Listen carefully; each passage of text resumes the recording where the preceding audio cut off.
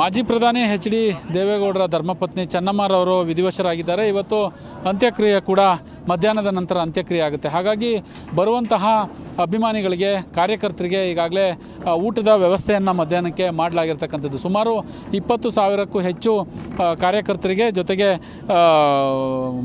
ಇಲ್ಲಿ ಬರ್ತಕ್ಕಂತಹ ಅಭಿಮಾನಿಗಳಿಗೆ ಊಟದ ವ್ಯವಸ್ಥೆ ಮಾಡಲಿಕ್ಕೆ ರೆಡಿಯಾಗಿರ್ತಕ್ಕಂತಹ ದೃಶ್ಯಾವಳಿಗಳನ್ನು ನಾವು ನೋಡ್ತಾ ಇದ್ದೀವಿ. ಈಗಾಗಲೇ ಸಾಕಷ್ಟು ಇಲ್ಲಿ ದೊಡ್ಡ ಪ್ರಮಾಣದಲ್ಲಿ ವೇದಿಕೆಯನ್ನು ಸಿದ್ಧಪಡಿಸುವ ಮುಖಾಂತರ, ಜೊತೆಗೆ ಅಡುಗೆ ಮಾಡುವಂತಹ ಮುಖಾಂತರ ಇವತ್ತು ಬೆಳಿಗ್ಗೆ ಮತ್ತು ಮಧ್ಯಾಹ್ನ ಎರಡೂ ಟೈಮ್ಗೆ ಅಡುಗೆ ಮಾಡುವಂತಹ ಕೆಲಸಕ್ಕೆ ಈಗಾಗಲೇ ಸಾಕಷ್ಟು ಮುಂದಾಗಿರ್ತಕ್ಕಂಥದ್ದು. ಭಟ್ರು ಈಗಾಗಲೇ ಮುಂದಾಗಿದ್ದಾರೆ.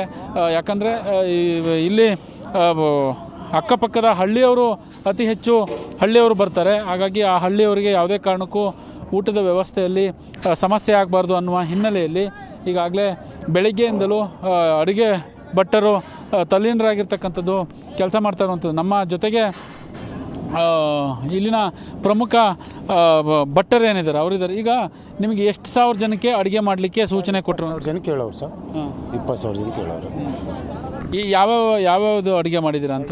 ಇವತ್ತು ಏನೂ ಇಲ್ಲ, ಅನ್ನ ಸಾಂಬಾರು ಒಂದು ಪಲ್ಯ ಅಷ್ಟೇ ಸರ್. ಇವತ್ತು ಮಧ್ಯಾಹ್ನ ಅಷ್ಟೇ ಹೇಳ್ರದ್ದು. ಇವತ್ತು ನೀವು ಎಷ್ಟು ಜನ ಕೆಲಸ ಮಾಡ್ತಾಯಿದ್ದೀರಿ ಇಲ್ಲಿ? ನಮ್ಮ ಟೀಮ್ ಬಂದು 70 ಜನ ಇದ್ದೀವಿ. ಇವಾಗ ಬಫೆ ಅಲ್ವಾ ಇದು, ಅಡಿಕೆ ಪ್ಲೇಟು ಎಲೆ ಮೇಲೆ ಬಡ್ಸೋಂಗಿಲ್ಲ. ಎಲೆ ಮೇಲೆ ಬಡ್ಸೋದಾದರೆ 1000 ಜನ ಮೇಲೆ ಬೇಕು. ಇವು ಅಡಿಕೆ ಪ್ಲೇಟ್ ಅಲ್ವಾ, ಲೈನಲ್ಲಿ ನಿಲ್ಲಿಸಿ ಕೊಡೋದು. 70-80 ಜನ ಇದ್ದೀವಿ. ನೀವೇನು ಹೇಳ್ತೀರಾ? ನೀವು ಎಷ್ಟು ಜನ ಇದ್ದೀರಿ? ಎಷ್ಟು ಜನಕ್ಕೆ ಅಡುಗೆ ಮಾಡಿ? 80 ಜನ ಸರ್.